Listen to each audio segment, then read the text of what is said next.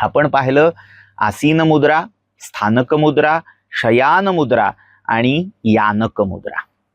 या व्यतिरिक्त नर्तन मुद्रेतल्या काही देवता आहेत. आपण जेव्हा मंगलमूर्तींचा विचार करतोय तेव्हा विशेषत्वाने ही नर्तन मुद्रेतली गणेश मूर्ती प्रतिमा आपल्याला अनेक ठिकाणी दिसेल.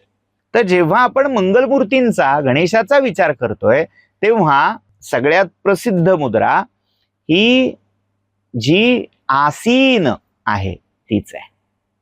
गणेशाच्या स्थानक, नर्तन आणि काही ठिकाणी अगदी अपवाद म्हणता येईल अशा यातल्या शयान मुद्रेतल्या दाखवल्या जातात प्रतिमा. पण वैशिष्ट्य असं आहे की झोपलेला आडवा म्हणजे जसा विष्णू शेषशाही मुद्रेत असतो तशा मुद्रेतला गणपती हा खूप अलीकडे कलाक्षेत्रात दिसायला लागलाय.